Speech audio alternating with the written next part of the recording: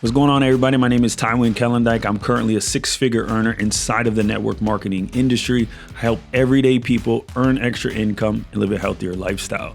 So today I had the pleasure of interviewing my man Reggie, who's also a six-figure earner inside of the network marketing industry. But without further ado, let's just jump right into it. What's going on, everybody? Super excited to have you guys on. I'm more than super excited for this interview. If you guys is first time to the channel, my name's Tywin Kellendike. Currently in network marketing, the hottest industry out. But it's not about me, guys. It's about the guest we're going to bring on today. I got to introduce this guy. Super good friend of mine, very well educated. So he has his master's. He's been married 3 years. So he's a family man. You know, he has a daughter that's 8 months old, which I can definitely relate to. Dads out there with a daughter, you guys are going to love this one. He's been in network marketing for 9 years. All right. So he's a veteran as far as that goes.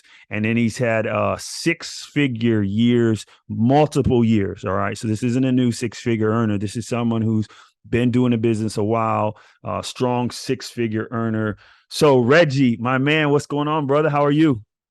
Man, I'm blessed, bro. Living the dream, bro. How you feeling? Man, I'm good, man. I'm excited to have you on. I'm excited to just chop it up with you. You know, we've had some great conversations, so I know this is going to Facts, be great, man. facts. I'm excited, bro. I'm excited to add value, and I definitely just appreciate the honor, bro. So let's get it. Awesome, man. So let's do this. I like first, kind of getting a little background on people, where they started, what it was like growing up. So why don't you take a second and tell us what it was like growing up? What was your childhood like? Yeah, man. So I'm born in New York. I was born in Brooklyn, raised in the Bronx. I grew up in the foster care system. I want to say about 4 or 5 years old when I first, got introduced to my foster care family. And the plan for them was to let me go to the next family because they were both older. They were like in their probably late 60s.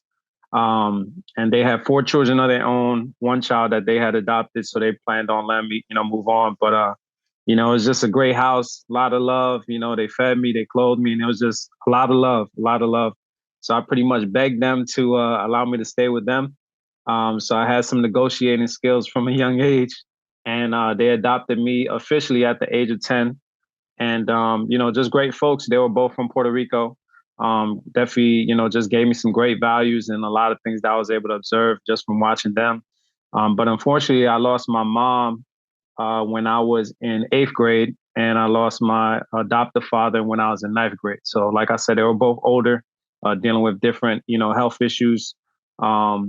And after that, my older brother, who was also adopted from another family, was the one that raised me through high school. Held me down throughout college. And what's crazy is I almost lost him because he was in building number two of the World Trade Center. Right. So when the Wow. Twin Towers got hit, he was in building number two, and he said, they all just went downstairs and left the building. So thankfully he survived that. But he's the one that raised me, after they both passed away. So that's what you know the foundation was. My foster parents, who just like I said, they just taught me a lot. My father was definitely a man of his word. My mom was the person that loved to bring everybody together, and was always checking on people. She had this phone book that she would always just go through every single day, and would literally just reach out to a couple people, just check on them. And of course, she would get her gossip in too, but she was really good with just like, just checking on people. And I brought that trait into my business, you know what I'm saying? And just grateful for my older brother that, just held it down, like I said, through high school, through college, and just really equipped me to be independent. I literally went back home to live with him for less than a year. He had me paying rent from day one. So it taught me how to put money aside. Like, don't just make money and spend all your money. Like, no, you have to pay bills. You have responsibilities. So that equipped me to, eventually move to Washington, D.C., which is the area I live in now. But I thank my brother Man. a lot for holding me down. So, Man, that's yeah. incredible. You know what's so crazy about that? All the conversations we've had, I never realized you were adopted. I was adopted too.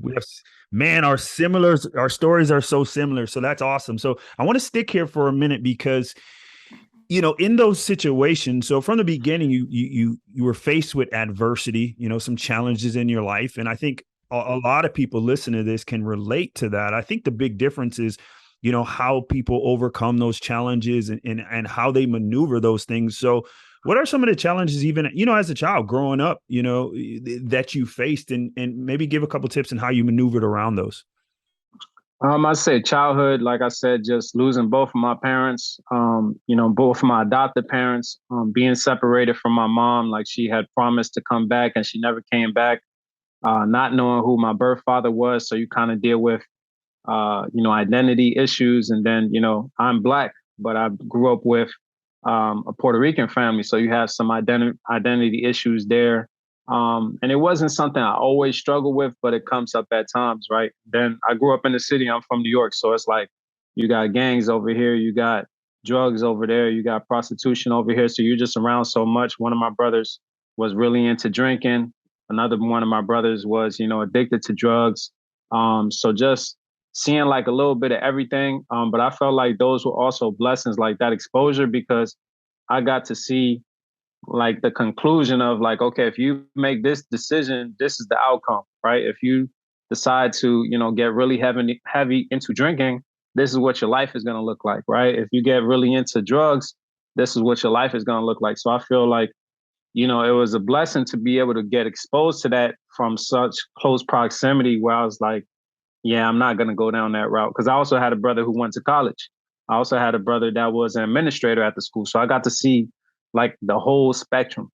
You know what I Right. mean? So I'm just grateful for, the contrast, the exposure, the adversity. It's not easy when you're in it. I can't sit here and say like when I've gone through adversity, even as a grown man, like I can't say, I'm like, oh man, I'm so grateful for this adversity right now, But when you get out of it, or when you're like your mindset is shifting where you're like, no, this is actually serving me. I can't say that it is a blessing. Man, I think that's unbelievable, man. Again, I love just looking at how different people handle different things, because everybody listening to this has went through things. Okay, so you start off in the foster care, you end up getting adopted by some amazing parents, and then you're in college, right? You got your master's. So what was that? So you're going to school to get your master's. What'd you go to school for? So undergrad, I went to school for after I figured it all out. I always knew I wanted to be in business. Like after like I want to say my second year, I kind of saw the little chart that they show you with the career fields and how much they make. And business was always at the top. Like, yo, if you want to make the most money, just get into business. So that's what I chose. I had some emphasis in communication and Spanish as well, since I already knew Spanish. And then I got my MBA as well with an emphasis in finance. So it was pretty much like I knew I wanted to get into business, but I didn't have a business idea. I didn't come from a family background where, we had a bunch of business owners or entrepreneurs in the family. I didn't have a bunch of capital to put up to, front a business, to open a franchise. I think on average, they say it's about 65,000 that you're going to have to, put up for a business in the US. And then if you want to go the franchise route, I think that's more of like probably like want to say like 250 to 500,000, depending on what kind of franchise you want. So it's like, yo, I don't have that kind of money, but I always knew I wanted to get into business, and just also realizing like, man, am I going to have the opportunity? Because when I started really learning about like, okay, CEOs, they tend to come from Ivy League schools. It's like a pipeline of like, okay, you go to an Ivy League school for business, you're pretty much on track to be, a CEO for a Fortune 500 company. So it's like, in my mind, I went to West Virginia University, right? So it's a public school, it's not an Ivy League school. So it's like, man, how am I going to get to be a CEO of a Fortune 500 company where that's where they make the big bucks? That's what I always knew. I want to make a lot of money. I want to make a lot of money. I don't even know where that foundation came from. But I always knew I wanted to make a lot of money in business. And I just didn't know how I was going to be able to make it happen. Man, I think what you just said there is so powerful, because I find, a lot of people have this thought process about money like it's a bad thing, and they're almost scared to say exactly what you said. So it really feels good hearing someone say, you know what, I wanted to make a lot of money. And I think a lot of people want to say that, but there's That's real. this stigma that's kind of attached to that. So I appreciate that. So okay, so you go to college, you get your master's. after you're done with college, like what's next? You get into corporate America. Yeah. What happened from there? Yeah. So after college, I graduated. I got a temp job back home in New York. That was cool. Money was, just some kind of like minimum wage type stuff. So I'm like, man, I went to college for this. But then thankfully, thanks to someone in my network, I got a job interview in Washington, D.C. for a nonprofit job. It was pretty much like policy work, like political work. And I got the interview, nailed it. And my boss actually later on told me like there were candidates that were way more qualified, but my follow up, like I just kept following up. I was just hungry. I was just like, you could tell like I really wanted it. And that's what actually got me the job. So I moved to Washington, D.C., worked that job for 3 years, got laid off. And I was laid off for probably about 8 months. So it was definitely like a tough time because it's like you go to school, you do everything that they tell you to, and then here you are like collecting unemployment and trying to figure things out, right? And but I used that time like to work on my body, to work on my mind. I was meditating, I was reading up on my industry, like just making sure that I came out of unemployment better than I came in. I ended up getting another job, but I took a pay cut for that job. But they promised me that they would pay for my graduate school. They promised that I'd be on a fast track to management. But within my first like week or two there, a third of the company got laid off, including people that had been there for like, some decades, people that were like brand new that came in with me, and even the person that like hired me. So it was like, man, I'm just grateful that I still have a job. But like every day coming into work, it was like pins and needles because people were getting laid off left and right. So that was just like a not great environment. And I was at that job for a year and a half and got laid off again. But the second time, thankfully, I had been working my network marketing business, so I had something on the side that gave me a lot of vision and a lot of hope.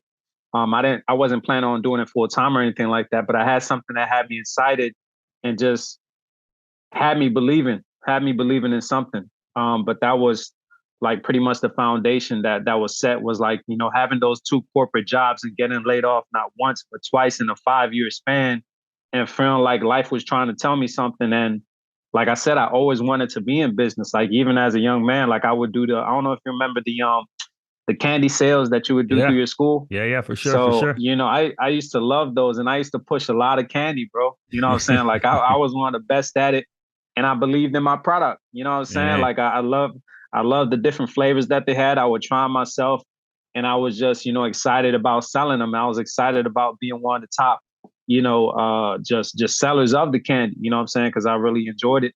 So I think that was like the foundation too. But yeah, that was my corporate experience. Okay, so you're heavy in corporate America. You're getting bounced around. You're getting the whole shebang all in 5 years. All right. So, but how were you introduced to network marketing? Because I noticed at this point you were already involved. So let's go back a minute. And how did you get exposed to network marketing?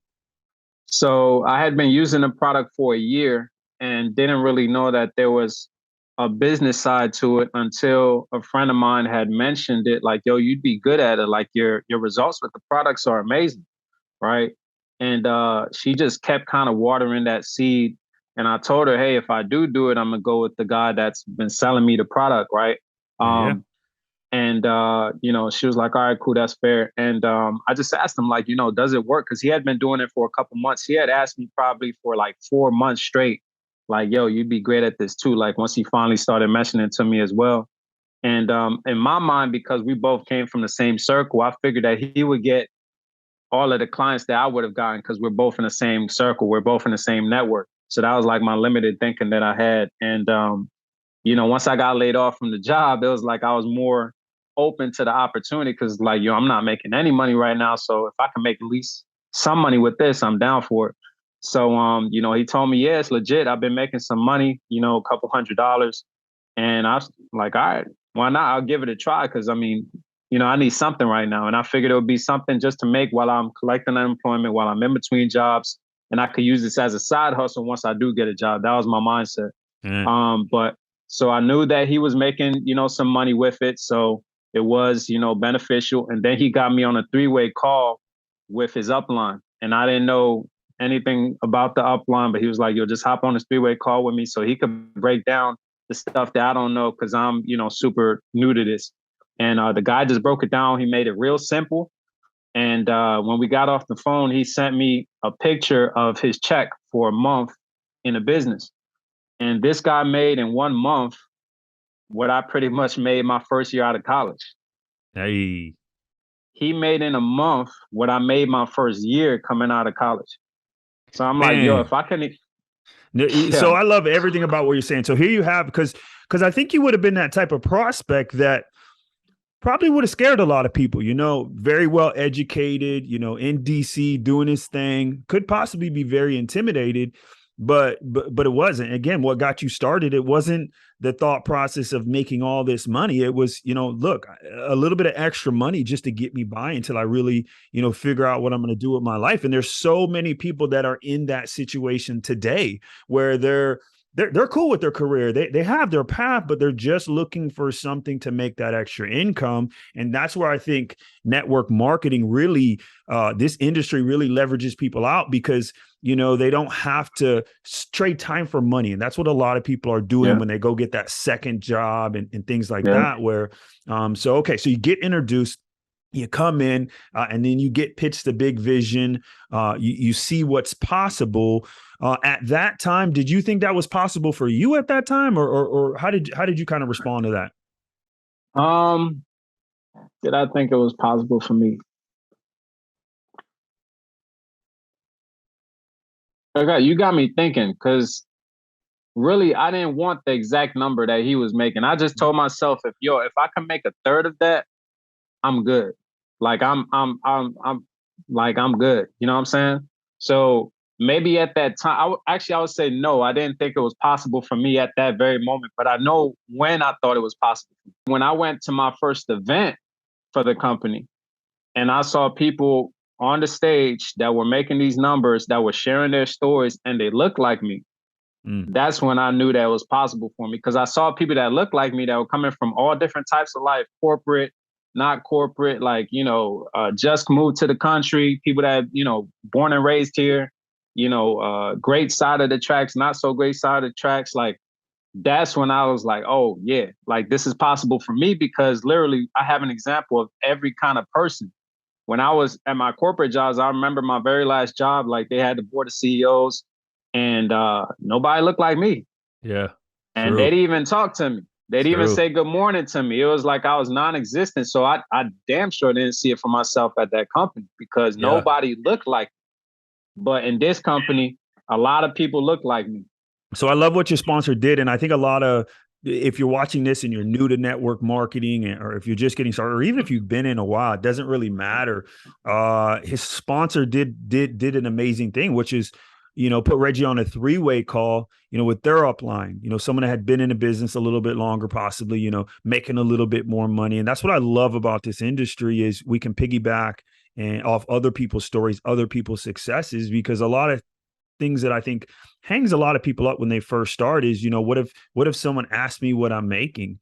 And something just as simple as that, getting someone on a 3-way call, with their sponsor, with their upline is huge. So, all right. So you go to your first event, in a couple of words, how would you describe, because I'm big on events, the power of events, getting people to events. In my opinion, it's the fastest way to grow in our industry. It's the easiest tool to leverage because you don't have to do the work. You just sit there and an event does it. So, how in a couple words would you describe like your first event that you went to? Eye-opening because I didn't know that many people were in my company doing what I was doing. Vision because it showed that you could earn the money and have the time. You didn't have to choose between which one would you rather have. You could have the best of both worlds if you were willing to do the work. Emotional. I was in the top of the stadium crying because I was like, man, this is it. I found it. I found a way for me to make a lot of money. And Man, man, I can resonate with that, boy. I can resonate with that.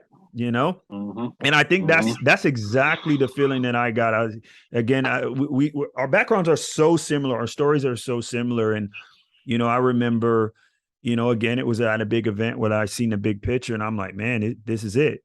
This is it. And I didn't know how long it was going to take for me to see success.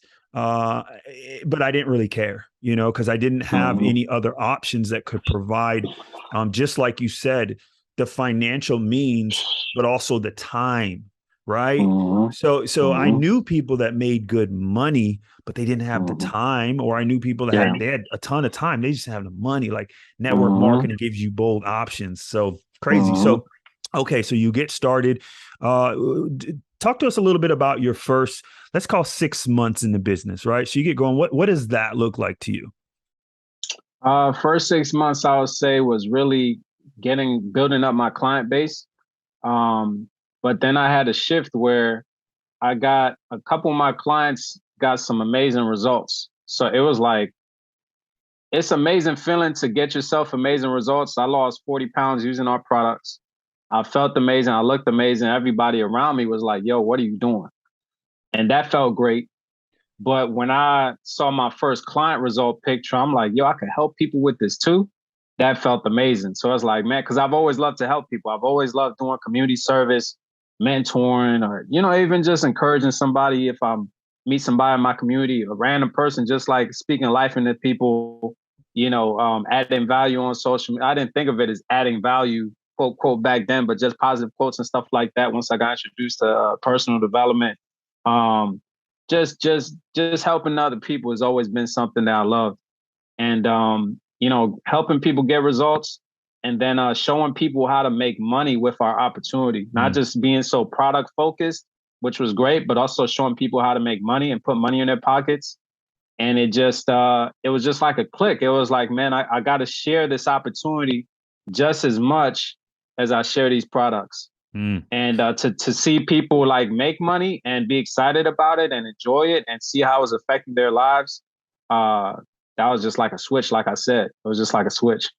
Man, I can resonate with that so much. Again, I'm that guy that loves helping people get results. So I love seeing people get, results on the products, whatever it is, as far as their health results. But man, from a financial standpoint, what this Mm-hmm. opportunity can do, I really had a come in the heart moment this year, and I was like, you know what? More people need this. The pandemic showed me more than Especially right now. what the pandemic Mm-hmm. showed me more than ever how much people need this. Similar to the situation you were in, when you're getting laid off and all of that stuff was happening with you. I feel like all of that happened to the whole world. Luckily, Yeah. you were able to maneuver your way around, but I feel like there's a lot of people these days, they're lost. They don't know what to do, and they don't know where Mm-hmm. to turn. And I think, this opportunity, not I think, I know this opportunity can completely change their life. Mm-hmm. No, I agree, bro. I think it's a lot of times, like you said, people don't know what to do, so they just keep doing what they've always done and keep doing what they've always been taught, and not knowing that there's another way. Mm. And once I got exposed to another way with this, it was like, yo, like, let's run with it. You know what I'm Mm. saying? Because like the vision was casted. I knew I was willing to put in the work because I've always put in the work at my jobs. Mm. Like I was always doing more than what was on my job description. I remember being at my very last job and seeing a bunch of my coworkers get turned down for raises. And I said, you know what? I'm gonna do something different. I went to my boss and I said, hey, I'm not gonna ask you for a raise. I'm just gonna ask that you put more responsibilities on my plate, more than the extra that I already had on my plate, right? Mm. But more that we're actually gonna agree upon, right? And we could talk about my value in the future. And he looked back at me. He was looking down and he looked up at me. He said, Reggie, just be thankful that you have a job. Mm. And at that point, I realized that my job was not as invested in me as I was invested in it. And I knew I needed to find something else. So I was looking for jobs, on the web and stuff like that after that. But I believe that was like the beginning of me attracting the opportunity with, my company now. Man, that's wild. So you, man, if you guys aren't listening, you definitely want to go back, because this man is dropping so many keys to success, and one of them is just work. And a lot of people, well, most people, you guys are used to working. People are used to working. I think when it comes working Mm-hmm. for yourself, that's where people get things a little bit twisted and sideways. Network marketing, it's not a get rich quick scheme. It's nothing like that. It's work. It's Mm-hmm. WORK. This man worked really hard. He put in the work. Obviously, you can hear. he worked hard on himself. Whatever industry that you're in right now, whatever product or service it is, everybody sells the same product or service. Whatever, your marketing plan, everybody uses the same marketing plan. The difference is the individual, and the 6 inches between their ears. So when we're Yeah. honest, Reggie, what's a couple, because I know you're big on personal development. So what are some, maybe books or audios that you've read that have kind of inspired you and helped you along the way? There's this book called The Power of the Subconscious Mind, by Dr. Joseph Murphy, and he talked about just affirmations and how belief is pretty much improved through repetition. So he teaches you to say affirmations every morning and every evening, because that's when we can impress our subconscious mind. So that was like a big game changer for me. There was this other book called The Slight Edge by Jeff Olson that Great talks book. about Great book. it talks about that was pretty much the first book that got me invested into the process, if you will, of like it's not gonna be overnight. It's gonna take time. It doesn't have to take a long time, but it's gonna take time, right? And Yeah. if I just focus on what I do every day, it will happen. Like that's just my belief. Like it's just a matter of time, but I just have to focus on what's in my control. So if I eat a burger today, if I eat a burger tomorrow, a burger next week, it's not going to kill me. But over time, that overindulgence of whatever is going to catch up. Now, if I, put in action into my business today, it's not going to, turn me to the next level. But as I continue day in, day out, day in, day out, that's also going to add up in my favor. So that really just got me just bought into the power of consistency. Like anybody that knows me now, if they'll describe me in one word, they'd be like, yo, Reggie's consistent. Because I know like even if it don't look great, even if it looks great, I just got to be consistent, because at some point it's going to pop. So that book really got me into that. And then pretty much like anything by John C. Maxwell, The Power of Leadership, like, how to just lead by example better, just how to work with people, how to communicate with people, and how to get people to work together, which is like, man, it's like Jim Rome says, it's like herding cats. But when you make it happen, it's like, it's magical, man, because, I can't do everything on my own. I mean, there's nowhere even close, you know what I'm saying? But I'm able to bring in talented, intelligent, powerful people that have skills that I don't even have. So I got to be able to tap into that. Allow them to tap into themselves and then work with each other so we can amplify the power of the team. And like I said, anything John C. Maxwell, the developing the leader within you, developing the leaders around you, failing forward. I remember that was a book I had read like right after I got laid off. So it got me in the mindset of like, this is a failure, but it's actually something that's serving me, right? And I get to move forward after this. So his books have helped me a lot too. Okay, cool. I'm glad we kind of segued right into leadership, which is perfect. And this is probably where I see a lot of network marketers in the industry kind of make a little mistake. You come in and you got that employee mindset and you try to do everything yourself, which in this business is not going to get you very far. It's just like you said, it's about leadership. It's about bringing out the best in other people, helping them kind of maneuver and find their way, and knowing it's okay to have people who are smarter than you. And matter of fact, you want people smarter than you. You want people that work harder than you. And it's working together as a team. So, how did you, what are some maybe early struggles or difficulties that you had, when it came to building your team, building your organization, that, maybe some of the viewers could get some nuggets from? Man, I made all the mistakes you need to make, man. But that's how you learn, right? That's how you learn. So I would say I didn't know how to really gauge.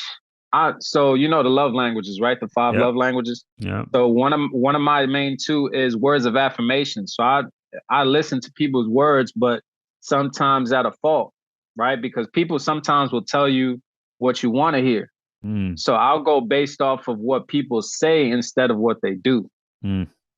Right. And what people do is who they truly are. What people do speaks their true intentions. You know what I'm saying? So I would work with people as if they were the person that they said, based off of the goals that they say, instead of how they were showing up, and letting that show me their level of ambition. Mm. right? So not, paying attention to people's actions was something I needed to learn. I needed to learn how to listen to people better because a lot of times I would, look at it based off of that person's level of success was going to be based off of how much I would listen to them. So if they didn't have as much success as I did, then I'm like, all right, well, I should listen to you, but you don't have the level of success that I do. So if anything, you need to listen to me. Right. But that was a mistake because you probably laughing because you probably done the same, right? I have, man. I have. I feel Right. like I'm looking in the mirror and it's myself talking back at me, man. I made Yeah. and I love what you started it off with. The best way to succeed is you're gonna make a lot of mistakes. That's Yeah. the only way you can make a lot of mistakes. I always tell my guys, fail early, fail fast, fail quickly, because Hmm.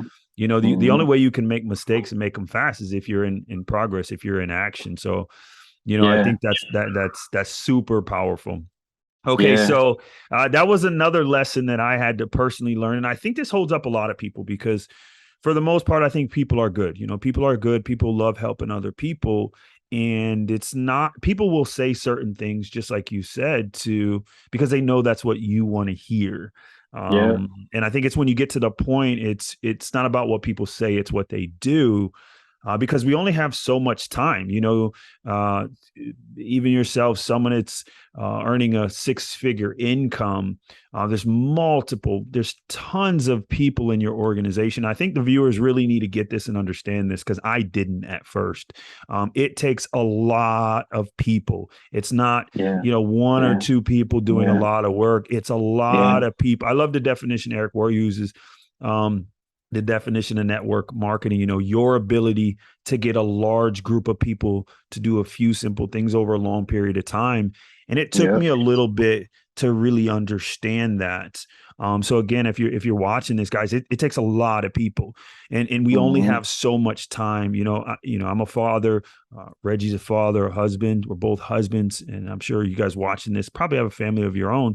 So you have to really be diligent with your time, and you have to be smart with your time. So you have to make Yeah. sure you're spending it with the right person. So, Reggie, how do you know what qualities are you looking for when you're looking for that person to actually that's worthy of your time that you're going to spend time with? How do you kind of delegate your time? How do you do that? I'm big on timeliness.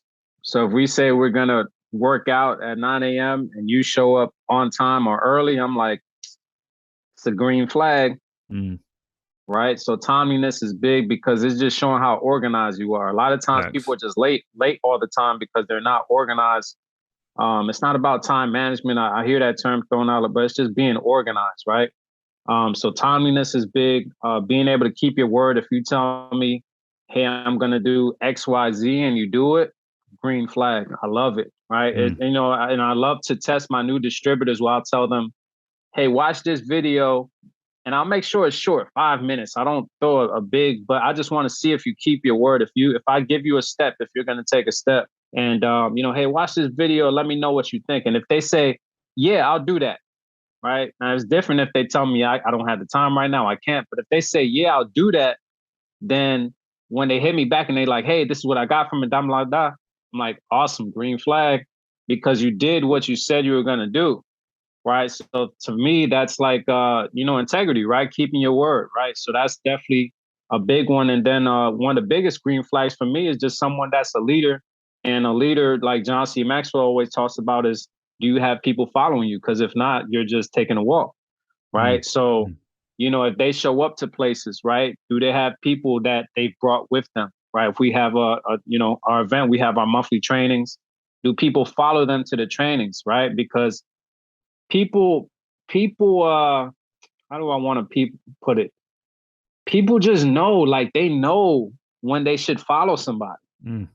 Yeah, It's just a definitely agree. feeling, and they could just feel the energy, they could feel the vision, they could hear your vision, right? They could see how you flow, they could see how you dress, they could see how you operate, they could see that they know that that you're going somewhere. Mm. So they're like, you True, know what? Let me true, let me let me latch on the tie real quick, man. true, true. Very true. So it's like if I could see somebody that, okay, this person has people following them, all right, let's work with them. Mm. Like to me, that's super green flag, man. So True. those are definitely a couple for sure. What about you? I'm trying to, you know what I'm saying, learn too, bro. Oh man. So one thing I look for, who I'm going to spend my time with, definitely their actions. That's the first thing. I don't really care Mm-hmm. about your production. I'm not really Mm-hmm. concerned. We can always work. We can increase that. We can scale that. It's your Yeah. actions. I love doing things just like you did. I'm going to give them a little task, Yeah. and if they do it, I tell my guys from the get go. First thing I say to them, I say, keep me busy. I say, keep me Mm-hmm. busy. Put me in, Mm-hmm. put me in front. You're only just there's you have two jobs when you first start with me. Number one, get amazing results because you're a walking billboard. Number Yeah. two, put as many people in front of me as you possibly can Facts. by saying as little as possible. Like, I don't want you saying any, Facts. like, don't say anything, right? Yeah. Because I think what happens a lot of times, when we're new, excited, we don't know anything about it. We're just excited and then we blow people out the water. So for me, I tell my new people, just put me in front of as many people as you possibly can.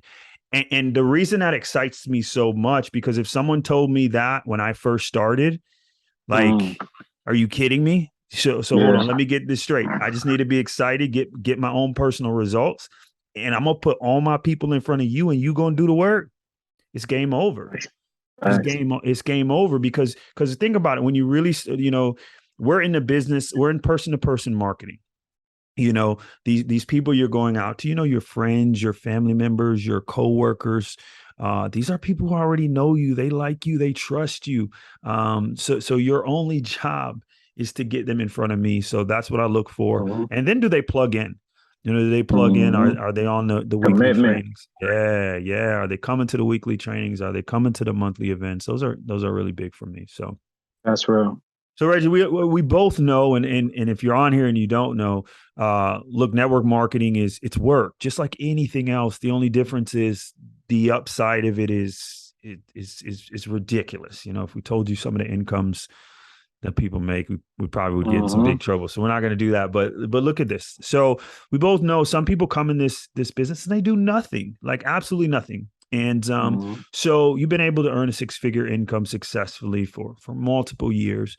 What do you think it is that separated you from that person who comes in and does absolutely nothing? Consistency for sure. Consistency, I would say I was what's the word I want to use? Like self-reliant, independent in the way that I didn't need somebody over my shoulder, hey, telling me, hey, Reggie, you need to work today. Right. And I learned that in graduate school because I did grad school online. So if you've ever Mm, done school online, you don't have the teacher in front of you. You're just online. They submit the syllabus to you. They tell you what chapters to read this week. At the end of the week, you send an assignment. You got a quiz every quarter. You got a big exam. But they're not telling you every day, and they're not sitting with you every day, like teaching you a whole lecture and stuff. So it's like for me, I had to learn how to study a little bit every day, like set aside at least 2 hours to 3 hours of studying, and then writing my papers and stuff. So I learned how to just be on my own ass for real. mm, So I took that same work ethic and that same discipline into my network marketing business, where now I just okay, it's time to work today, and I get it done. It's time to work again tomorrow. I get it done. It's mm. like just I don't need anybody to tell me that I have to do the work, right? And then personal development has been super big and getting myself to again read a couple pages a day. My standard has always been 10 pages a day because it's simple to do, simple not to do, like the slide edge says. And it would get me to look at life differently. It would get me to think differently. And now again, people can just tell. They can it's an energy thing. It's a vibration thing. I don't know what it is, but people, when they hear you speak and they hear you say certain things that aren't in alignment with how society speaks, because negative is the norm. So when Facts. you start talking about positivity, you start talking about affirmations, you start saying everything is no problem, and you start just moving differently and talking differently, it's like people like, man, I want to follow somebody like that. So the personal development, working on my leadership for sure. Like I said, work ethic, um, I would say those are the main things. It hasn't been a lot of key things, but it's things that people it's easy to do and it's easy not to do. It's easy to read those 10 pages a day and it's easy not to do it. Like I talked about at the very beginning of the call, I got super clear that I have to share the opportunity. Mm, Like we have awesome products, and like you said, in network marketing industry overall, everybody has awesome products. But that's not what's gonna help you to advance your marketing plan to the higher levels that you want. Is just selling product, right? You want to share the opportunity so that other people are putting money in their pockets. And like Jim Rome says, man, if you help people pay their bills, your bills are gonna disappear. You know what I'm Absolutely. saying? So just sharing the opportunity like crazy. And I think that's one of the things that a lot of people have to understand when you come in. Everybody comes in with a different network. Some people are bigger, some people are smaller, but at the end of the day, you're continuously increasing that. You're continuously having that grow. And I think sometimes people get a little bit sidetracked on that. But let me do this. I want to jump to a completely new subject, different subject, real quick here. So, being a father, what's that like? How did that change and impact your life? Bro, it's crazy. It's like a little bit of everything. It's like joy. It's like your mind is trying to figure out everything you need to do to protect your family. You get very present, you know what I'm saying? Because, with my business, I'm always thinking about the future and like, how can I get there, get to where I want to get as far as my goals? But then sometimes I get caught up in the past, like, man, I learned from this mistake, but I still wish I didn't kind of make the mistake because maybe I'd be farther along. So being very in the past or future, but being with, my baby, man, her name is Naomi, just gets me very present in a moment where like we just laughing and like I feel like I haven't laughed the way I laugh when I'm with her, like sometimes ever. Mm. It's like because it's just a beautiful, beautiful feeling. Um, but it's just like I said, it gets me super present. The level of responsibility within me has grown because it's like I can't just think about myself and my wife. My wife just getting married was a level of responsibility that I felt like took my manhood to another level. But now we have a child, so it's like I have to think differently. I have to move differently. Um, and it's a lot of work, man. You know what I'm saying? It's a lot of work. As fun as it is, as joyful as it is a lot of work because when she's crying in the middle of the night or crying after we just sometimes I remember the other day I put her down for to go to sleep. She woke up 10 minutes late. She's supposed to be asleep for at least a couple hours. She woke up 10 minutes later. Then I rocked her back to sleep. She woke up 10 minutes later. Rocked her back to sleep. She woke up 10 minutes later. I'm like, so it's like taxing on you too, because the crying, the changing the diaper. Is she hungry? Because she can't even tell me what she wants yet. So it's a lot of work, man. But it's a lot of joy, bro. She's definitely brought a lot of joy. I've watched my wife shift into her motherhood and her female energy on a whole nother level. Man. It's just been beautiful. You know what I'm saying? But it's a growth process. Growth is painful as much as it is joyful. That's how growth works. You know what I'm saying?